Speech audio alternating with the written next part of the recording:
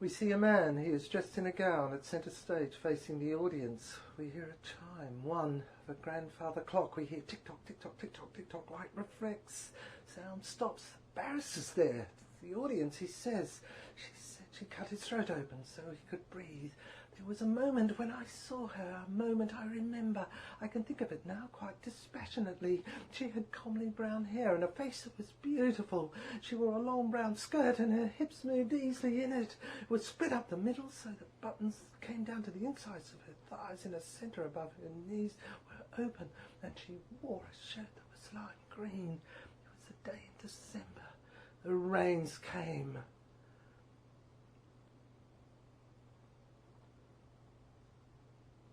I had seen her on a previous occasion. I was aware of her, yes.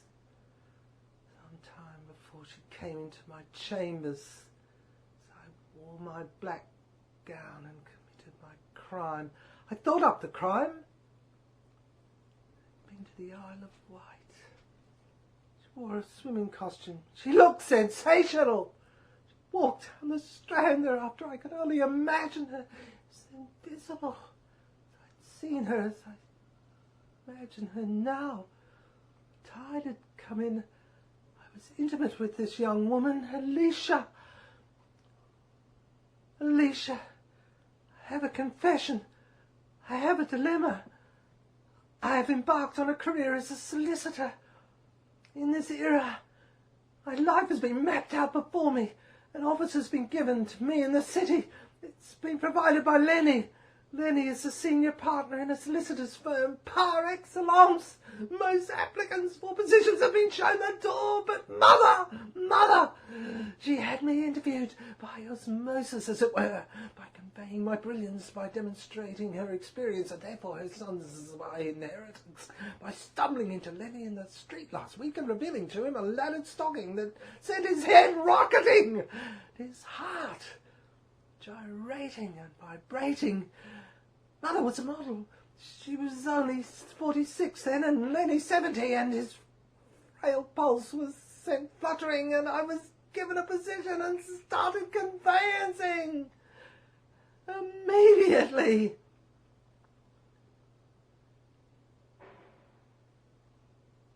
The time is evaporating. I'm the new solicitor about town, that I cannot work out why I should be doing conveyancing and not concentrate on the secretary. It's all too much. Where have you been? I've been filling out transfer forms. God, the fillies are more interesting than filling out land transfer forms. I tell you, Emily, as sure as I speak and see you sitting in front of me in your chair as my secretary, and besides, I have difficulty figuring out each one end of a transfer from the other. Whatever. Susie, Susie is my secretary. She walks in. I see stockings size. She makes my hair stand on end. Skirt seems to defy an all equilibrium. How can God have done this to me, a mere mortal in a gallery of forsaken men in an office of conveyancing? She roams, prowls, and struts before me in apparel that challenges me as a man. Anne works downstairs. Annie. She's a receptionist. I hesitated at first. Had she given me a stare? Then I began to run up and down the stairs. Presently we began to converse. I'm a young solicitor, I said. I assured her, a man about town, a promise. I have a future. I do conveyancing. I'm a bloody genius. I'm dead cert. Oh, well on my way to becoming a partner. Taking you from the stairway on which you're situated in your office and place you on Mars in your rightful place among the stars.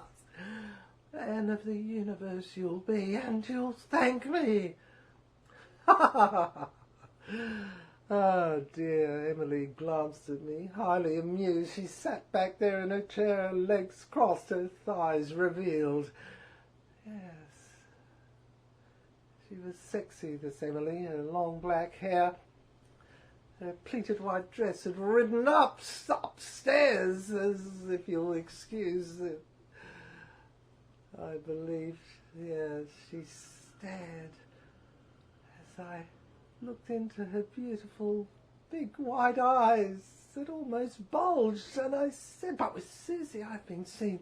Suzanne, yeah, she's rumoured to have another name, Mary Cameron. I've been seen out and about and tripped the light, fantastic, like walking and over a tightrope.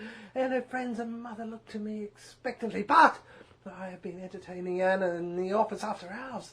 Susie is aghast. All hell has broken loose, and I suspect the walls will open with a fire, caught in a two-way female blast.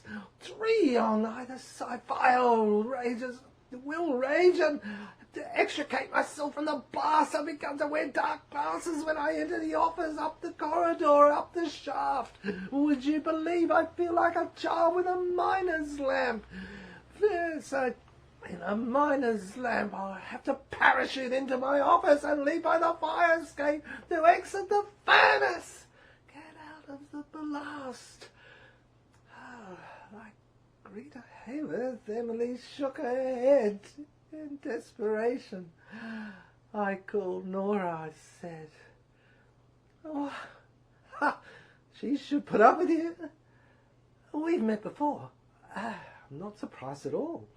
She moved her legs. She uncrossed them, thighs, and she swiveled round. I saw a glimpse, yes, up between the inside of them, a triangle area, and yes, she wore sexy green pants. In restaurants we danced, we did the conga. Conga? Emily said it, you know, like in Africa. Yes, Susie, she likes the Latin. We did the samba.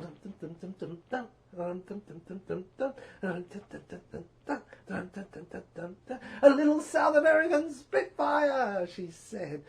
I told her my ancestry is Italian. This is the only way to get her.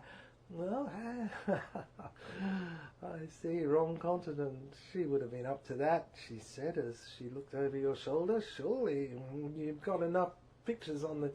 Sure, it all happened in here in your office, you fool. You're imagining. You're just an absolute Casanova.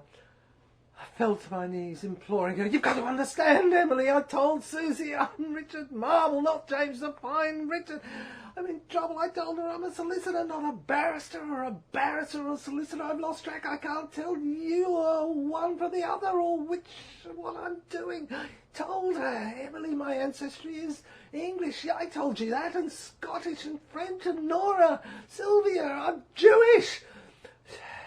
All these confused things. I'm so I mixed it up, and the DNA, it's a conundrum. It's in my family silver. Yes, of course, it's been handed down to me. The singing silver, I sing. My supper will be anyway, after I've been thrown out on the street and revealed and stripped with Sylvia. I dance a Highland fling. I thought you said she was Jewish. Well, you said you were Jewish. Well, Scottish, what's the matter? It was a crossover. Scottish, Jewish. Oh, God, I tripped over. Pretty you didn't break your neck, said Emily, with her pretty little neck showing its lovely Adam's apple to me a little, and her head fell down her shoulder in ringlets and curls, and a little, yes, purple slip she had on now. I saw through her, and the, yes, of course, gold bangle around her neck. Yes, reflected gold dust over her shoulders. Pity you didn't break your neck, she said.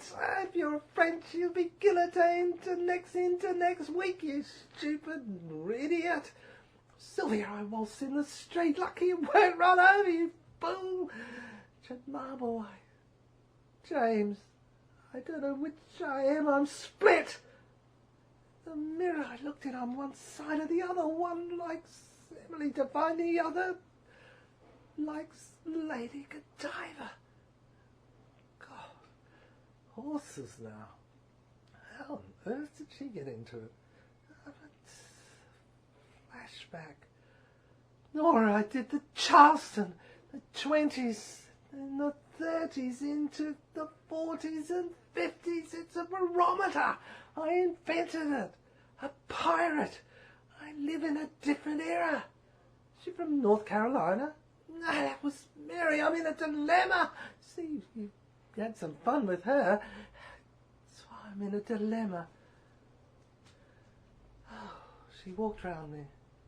Actually, Emily herself had stripped down now, and she was wearing suspender belts and stockings, and said as she walked round me in a circle, and I stood at my desk regarding her. Richard Marble, James Devine, she said, you're wildly tumbling from that or the other. You play Russian roulette with women. You just spin the chamber and hold it to your head and blow it out and blow it out. And yes, we won't take advantage of that, little folk. Ah, will we? I'm too much of a gentleman, I said. Yes, but you see what I mean, don't you? Whoever you are, you're a question mark.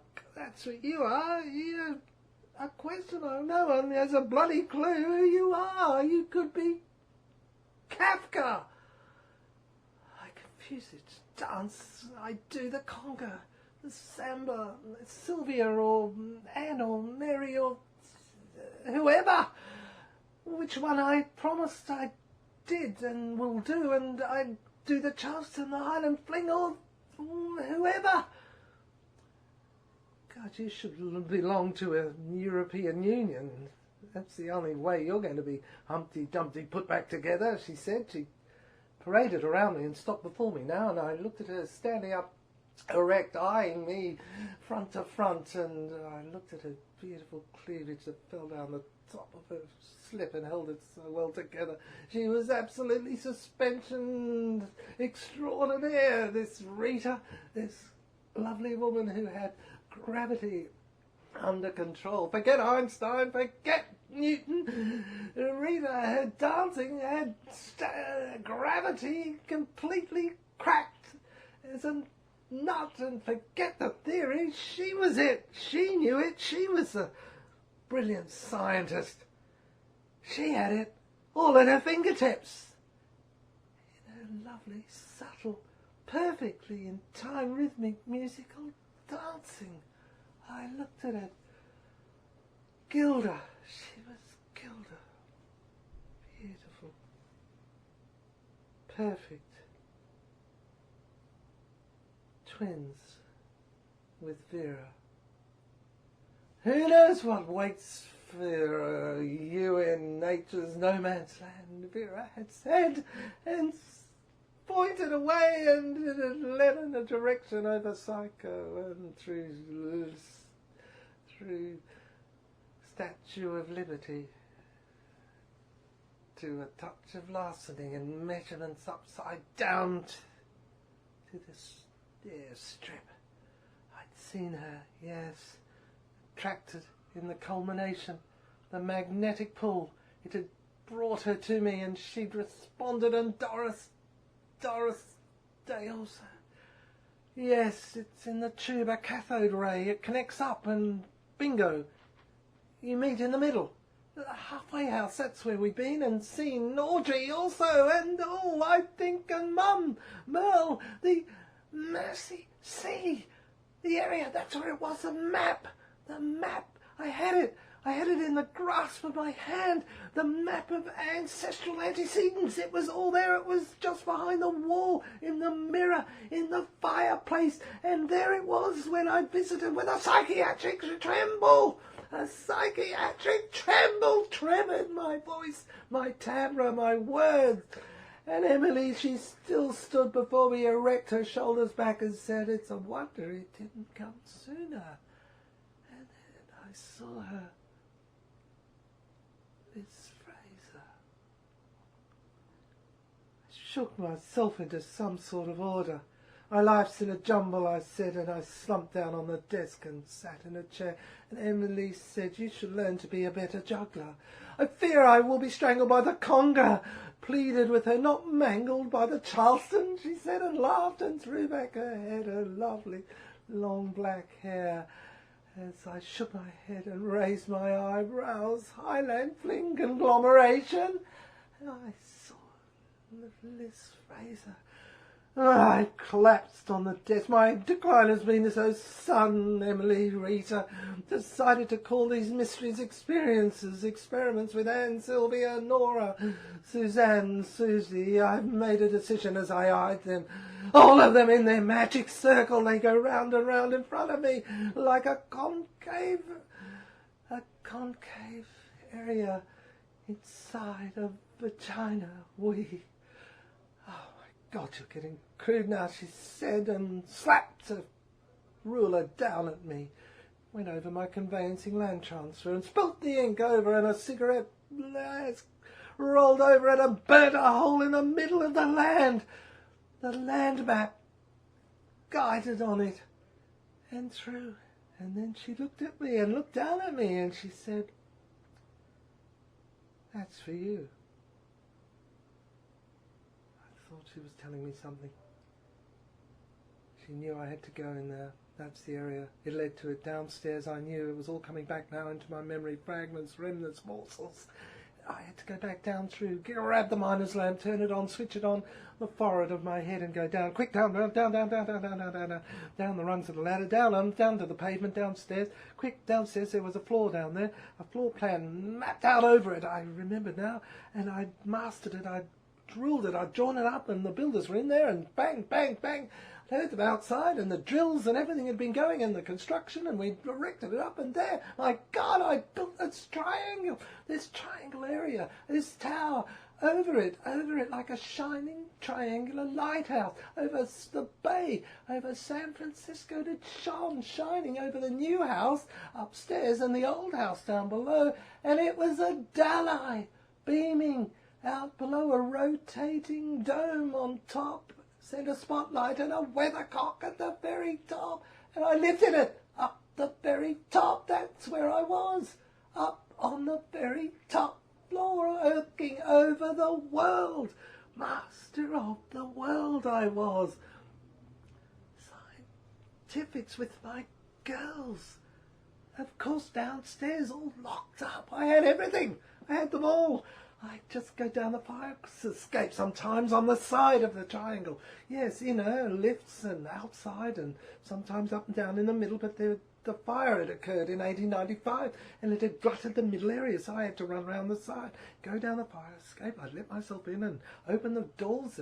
The lift levels would just go from one side to the other. The electronic eye was there. I'd go past the electronic eye, slip in, straight up, and there was Rita. Emily, in my office. I was there. I'd send out telegraphs and telegraph all my work, the conveyancing transfers, to the main office downtown in San Francisco, and they'd do all the work down there. I'd just send them a check each week, and they'd be paid, and I'd just play with my girls over and over and over. Emily, Suzanne, Mary Cameron, all of them. They were there, Sylvia, Nora, the whole pile of them. They were wonderful. I thought of Hermann Hesse in Steppenwolf. He had nothing on this. Or did he? Perhaps he was a brother-in-arms. Yes, a musketeer with me, and we'd prance together and go on to Our Lady de Winters. I found, of course, suddenly, as I was knotting my tie and doing this, that I was looking in the mirror. I could see her behind me. She was in the mirror also. Rita, she was gorgeous. She endeavoured to understand me, but I knotted the tie, and as I did the last turn with my fingers, I declared to her quite sagely and intelligently, "I'm going to be a sexual scientist, Rita. I'm going to give up the law. I'll fuck the law. I'm going to get rid of it." Don't say that language in front of me. I'm sorry, Rita.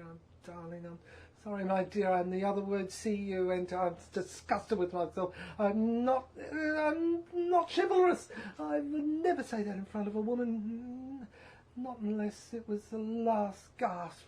"Well," she said, "it is," and she nodded her head. She was standing there in her black slip now, and she raised slowly the sides of it up and up the sides of her thighs, and she knew I loved it. I looked at her, and there I saw her looking absolutely gorgeous. Emily, she was, and Suzanne, all they were lesbians. I remembered now. Emily and Suzanne, a Jew she'd said at the court, and Alicia, she was a threesome. I'd stumbled in on them in the shadow. They were with each other, and my God, I'd been shocked and gone mad, and not at the fact that they were lesbian lovers, but at the fact that I was jealousy and wanted to dive in between them. And love them, and be with them, be one of them. So I said, I'm going to be a sexual scientist. I'm going to give up law. She raised the slip higher, the satin. God, I felt like Satan.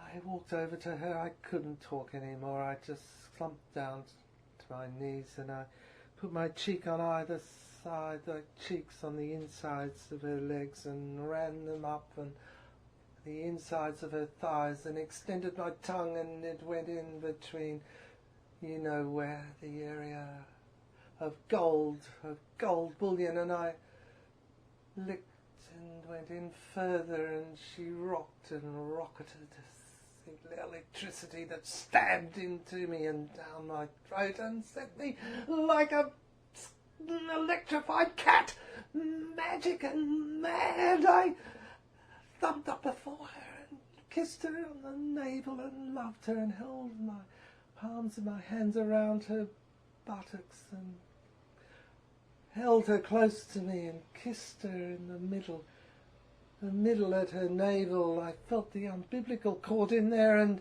I put my hand up through the V, and it was a full hand now, and it opened, and I reached up, and as I kissed her the navel, I endeavoured to feel for her baby and take it out, and even though she didn't show any signs of pregnancy, I knew she was, and I felt round the back of the baby and the child, and I brought it out.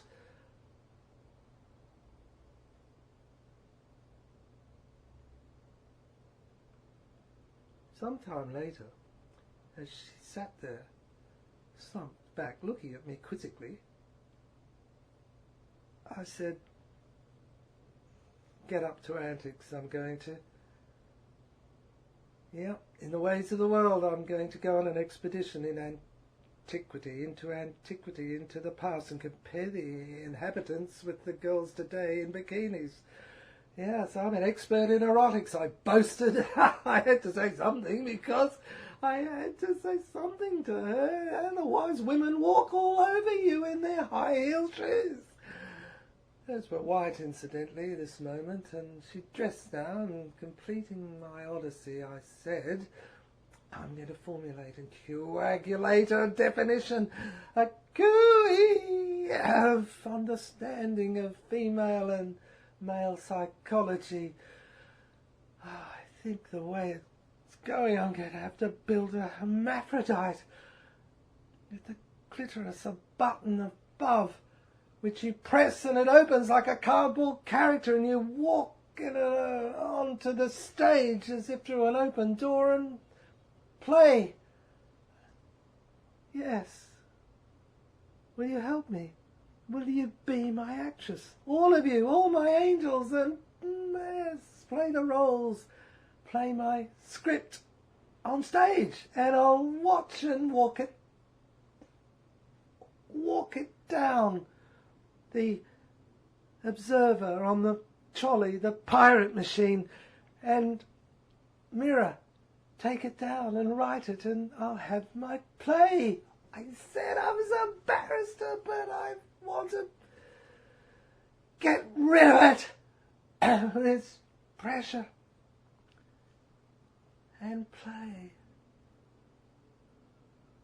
She looked at me and smiled a little, and smirked in that way, that coy way she did, and looked down at me, and her eyes downplayed, and she glanced up at me, as she always did in Gilda, and said, "And formulate and coagulate a definition of understanding of the female.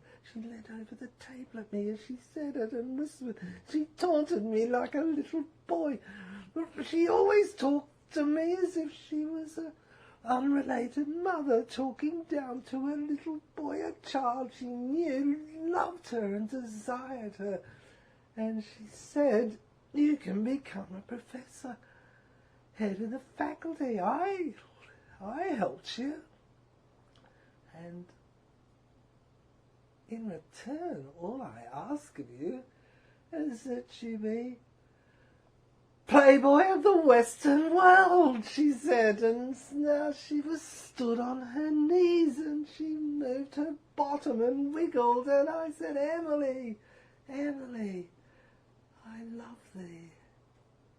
The lights faded a little, and I saw mist in the room come in, and heard a word of wisdom, a little ballerina I'd heard built said, the word about heaven is you're a joke.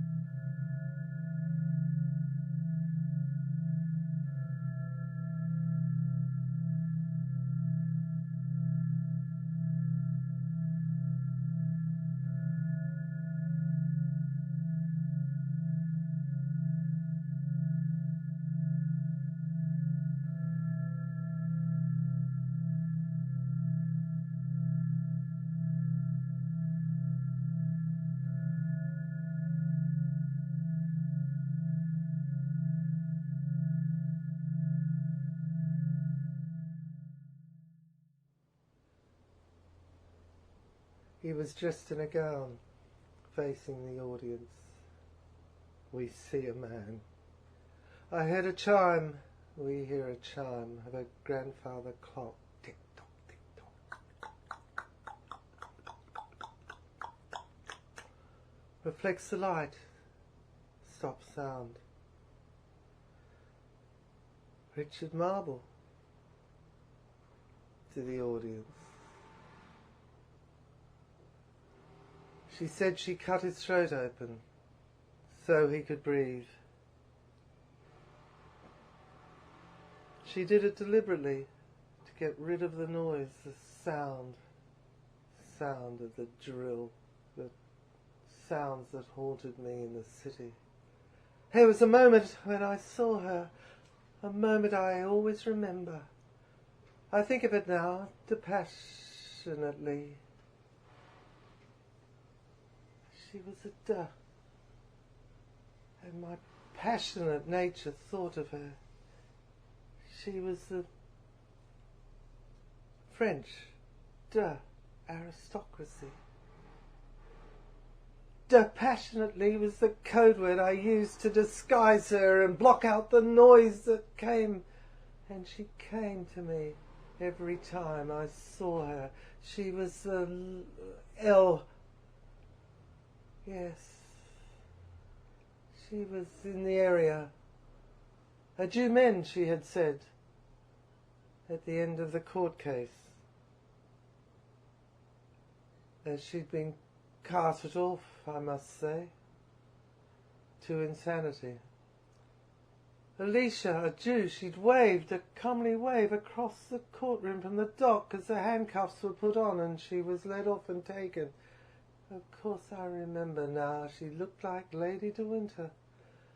Vivien Leigh could have played her. Of course. Her face was beautiful. Long brown skirt she wore as they took her off, and I saw her lips move. Yes, red, as if for revenge. In her eyes I saw blue. Of course. Her skirt split up the middle. She'd ripped it up the sides, and she'd held it back at the sides of the bottom of her buttocks, and buttons came down. They flew all over the courtroom, and to the judge she projected her body forward as if to say, fuck you. I was shocked, of course. Her lovely brown hair fell down her shoulders, and the judge was shocked also, but I knew that he coveted her. He looked at her and he went over to her and he said, I'll see you. We can do something about this sentence. I'll see you, release you. Went down. I heard later he had attended when she'd been indented. Yes, brought in records, books. I heard, yes, of course, it was well known really in secret circles and private areas that she'd been subjected, forced down on the desk. Yeah, her back, her legs forced apart, and the judge had, yes, he'd been enamoured of her. Of course, I could see it through the court case. It was the day in December. The rains came. He forced her down on the desk, and she submitted eventually because she hated men, I believe, and she did it to get rid of the curse, to get this sentence off her, and the judge had kept his word. Half. He'd locked her up in a house. Yes, the tunnels, and I'd been that judge. I guess I suddenly remembered, because when I looked at the portraits there was one in the middle, and there he was. He had a gown and a mortarboard on his head. Of course he graduated all those years ago from that university, that universe, that area. And he'd come in, he'd been a transmigration, he was in me. Yes, of course, he'd been the judge, and he'd forced her legs back across, and of course done it on the desk in the cells in the area where the sergeant's mess was. But the sergeant had gone, been distressed, and the judge had been with her alone, and she'd, of course, been stripped and, of course, thrashed him, his back. Of course, that had been the price. She'd been the Marquess. I'd heard. Yes, it was all recorded here on tape. The orgasmic sounds of hers as she'd come, as he thrust up and up her. He thrust up her vagina area and, of course, come and had the baby. The slut, of course, that's what had happened. I remembered back. That's why she'd had the remnants had got out. She'd aborted the baby with her mind. She killed it with her glut of energy, blocked and dammed and stopped. It was the judges, that's why. Of course, that's what had happened. He'd ravished her, and that's why I'd thought up the crime. The other eye had watched him, the observer, in the semi-darkness on the other side of the oblong mirror, as he'd done it. Of course, he'd had his gown on as he'd done it, and went insane and crazy down between her thighs. And I realised I could only get him if I thought up the crime. Of course, I'd have to murder him. I'd seen him. Of course, the way he embraced her and she spat in his face, and he loved it, and smudged his lips across her as she smudged the black-red lipstick across his. Because she was Emily in that different century. She'd come in. Yes, Suzanne had taken the knife, her other, head, schizophrenic, and plunged it into him. And I'd, of course, come in and slit, and Sister Veronica, yes, she killed him, the priest. The way she embraced him, his corpse, his blood, his dead body slumped on hers, the priest, the cover. She'd used it as a front to get in the monastery and blood him. Yes, of course, she kissed him. And they remained together in the slab, buried in the crypt. Yes, the foundation. It was there. Behind the fireplace, a remnant of memory came back to me. Yes, I remembered now. Suzanne, I'd done the investigation. Her background, she was at the back. I was sure she was discreet. I determined to get to the bottom of her secret, and have her after I'd murdered her husband, her judge, Geoffrey Pringle, in another era. They'd all been one family. The Pringles, of course, and the circle, the area, of course it was in Scotland. Barry, the detective, Barrie, the island was hers, mine. I lived on it. I'd been with her on the Isle that summer and observed her.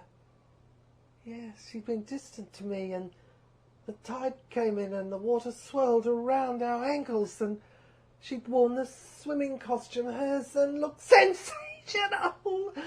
She walked down the strand. I saw her swivelling her hips and swinging, and I was jealous of her.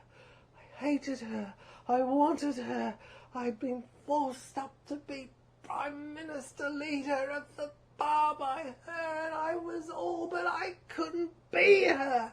I couldn't have her. That was my dilemma. I had everything, and the frustration. She had all others. There's other women and men. She'd been bisexual, of course, and driven me to the frenzy, and I'd killed her. Yes, hidden her, locked her up behind the wall. I'd blocked her up and cemented her down the middle and kept her in there, and occasionally gone back, and I'd scratched out the cement with the shale with my fingertips and nails. They were numb, and I'd scraped it across, and the lever, I'd found it. I was buried down in there, just around next to her portrait, down on the side on the right, and I'd opened it, and I'd pulled it again. God, thank God it came out, and there was a swinging scarecrow in front of me, and I raced round on either side behind, and there inside she was. There she was. She was there. She was dead, but her eyes were wide open, and she looked beautiful, and when I lay down inside her in the middle, I started to move, and she came a flicker, her eyes open. My God, the pupil, she was alive. She looked, stared up ahead, and there I saw the bath and the water dripping from the ceiling. It was dripping right onto her mouth, and wide open. She'd been taking it in, drinking it, and swallowing it, and it kept her alive in this coffin, this tomb that lay horizontal on the floor like a bed. And Emily, she was, and she gulped and lived. I moved up inside her, and her eyes moved, and she came, and my God, she rocketed. And after I'd visited her many times over the next seasons, and fruits of my entry worked, she had become pregnant. I could see the baby grew. The X-ray, I looked through her stomach. I checked. I had my instruments. I looked through, and there it was. I watched it. She was twin. She was boy and girl in one. Yes, of course. She'd come out one day, and the machine worked, the pirate machine worked, and took me through different eras and kept Emily young. 37 she was, sometimes 18, yep, up to 50 sometimes she was, when she was older in different eras. Lady to Winter, for example, she was 37, and she'd taken revenge, of course, on me. That's why the angels had come in, of course. The angels, of course, I remembered now. They'd come in and taken revenge, and of course I couldn't help but see. Yes, I visited her regularly and played with her. A doll she was, a robot, a jersey, of course, and her thighs, they'd move apart, and I'd move my fingers up between her walls and lips, and of course it was like silver. She was music. She played like a harp. She was singing silver. She was a Claire singing silver. Zinged a Claire of the moons. I was a renaissance back in the era, surrounded by Eros, as I had her, and she was perfectly preserved forever. I could have her. I had wanted her ever since the Strand, and now I had her, and her body was like white marble, ivory, porcelain, and she moved like a perfect mechanism, up and down for me, as if floating on a swimming pool. I had it outside in my new split-level house I built in the area down below the terraces, the hills that overlooked San Francisco Bay, and each day I'd go down for a swim and come up, and in my swimming costume I'd go in and secretly go down through the tunnel, through the kitchen, through the area it was the cupboard. It would open, and down through I would go, and a miner's lamp I would take, and I'd go down and hear the drip, drip of the miner's shaft and the dark, and I'd go down into an XYZ. I'd open. There was this little circle like a button in the centre of the firewall, of the wall, and I'd turn it. I knew the combination. It would open easily, and there she was. There she was each day, her beautiful long black hair, and she had beautiful breasts cupped in her bra, and I'd walk, I'd take her, I'd bring her over near a fountain. I'd so enamoured with her, I was the epitome of generosity. Now I'd built her a new room, a fountain, it flowed with water, and each day I'd take her and run my palms of my hands around her. She was Suzanne, my Susie.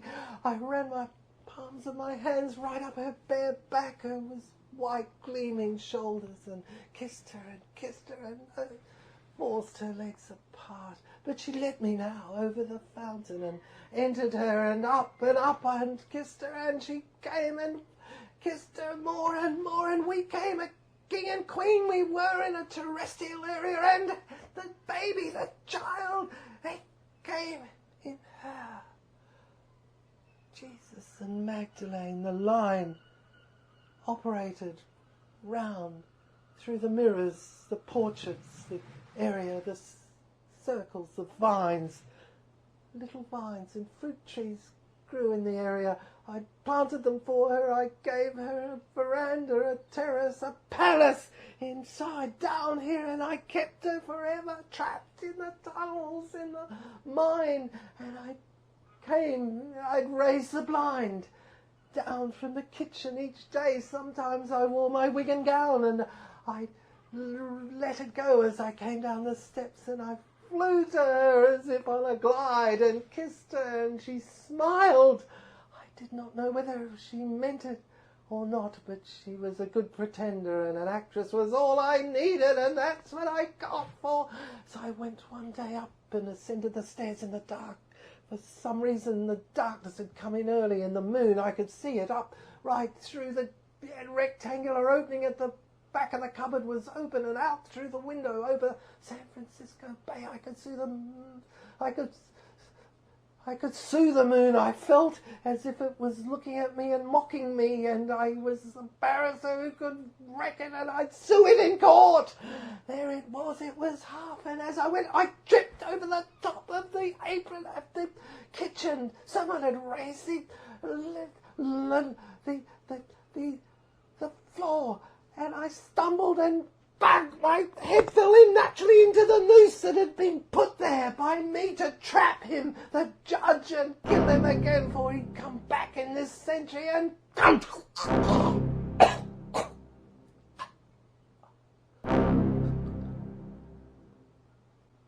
We found him hanging there like a pendulum, swinging. Yeah, in time with the music.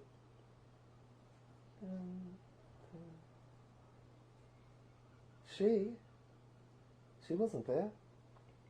No one was there. Well, it was wide open, the door. There's a sort of a kitchen door, pantry area. Yeah, wide open. The black pants. The black panties were evidence. Yeah, they were found there. Oh, they were of a priest's. The DNA. Yeah, it matched. Matched what? Well, it matched all these photographs. There was finger evidence on the back of them in this room. Yeah, a lounge. Well, it doubled as a dark room, and look, these portraits, they were flesh. What do you mean they were flesh? Well, in some areas there, he'd fleshed out the paintings and dripped bits of red blood on it, and look, there was a letter next to it, and there were a couple of bits of giveaways, yeah. Look, you can see it, it's red ink really, but it contained enough. It had gone onto the page off his fingers, presumably, when he was painting the portraits. That's what we call the flesh, yeah. Well, the DNA's kept in it, and it matched these black priests' panties. Panties, you call them? Well, There was a mix-up earlier. They were doubles. Yeah, we thought they were of her sisters, Veronica's. Well, there's no such person. We've never found any evidence. I don't know. She was a transvestite nun of the 16th century. Like, I think she was in the same order as Joan of Arc. And there's some evidence from Ephesius, isn't it, in Turkey? I don't know how to say. Of Mary Magdalene being part of the order. Well, no, that's down the south of France, the cave. Yeah, she was French. I see, right. Okay, after the crucifix, she went there. Yeah, and lived. Right, well, there's some evidence of a tunnel that connects right up from this cave in the south of France, underground. Geologists have found it, and seismologists, or whatever they call those fucking things. I don't know, I can't keep up with it these days in this area, and the DNA. It all matched. Yeah, it matches. Yeah, the Russian princess, yeah. Yeah, she was she. She escaped, and they never found her again, her DNA. They never found it. She was, what, Anna Anderson in San Francisco, wasn't she? Well, could have been. She was, yeah, in that area, lived in that house. Then there's,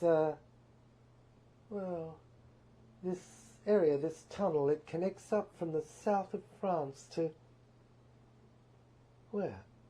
Well, to London courts. Yeah, and over.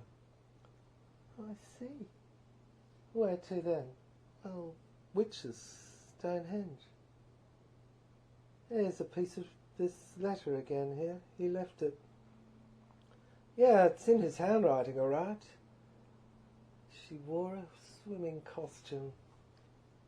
She looked sensational. You know, this handwriting, it's familiar. It reminds me of something.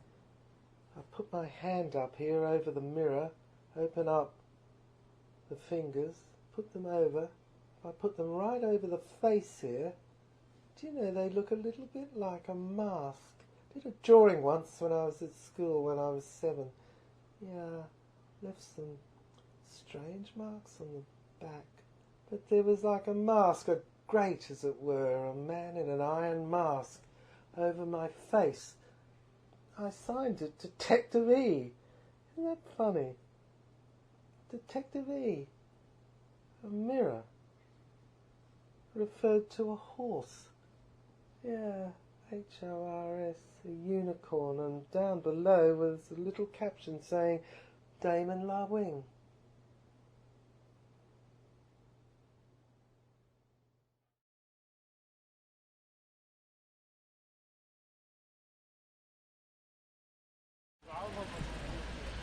She's sabotaged it. It's a conspiracy. A conspiracy of angels. She's sabotaged the legal career to write her play of the angels. I couldn't do anything about it.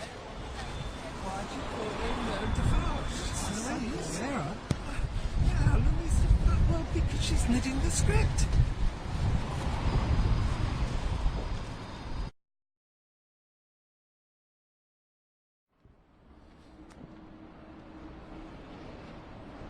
Sergeant, what do you mean, sex hormones? In the line, Super? Yeah, it's in the womb, in the line. It causes it over, a crossover. I see. Well, let's get back to the office and have a look at these documents, what they say, this investigation now.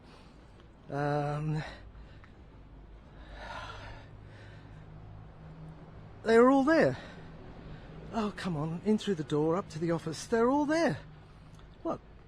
Who? Sir Keith? Yeah, they're all there. Brigadier Williamson.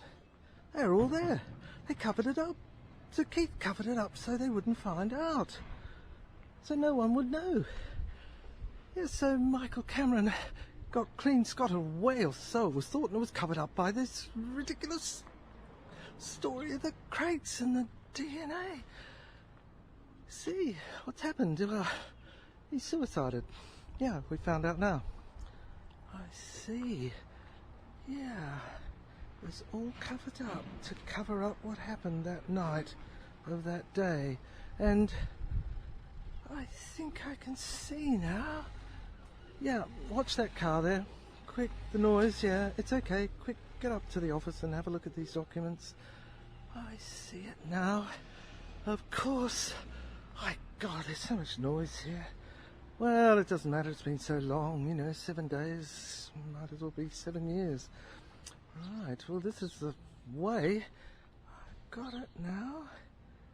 Yes. Right. Look, it's on this tape. Listen, we heard this bit before it cut out, and before the earlier bit, and we'll have to do it again. Record why the house. Listen to what O'Keefe's saying.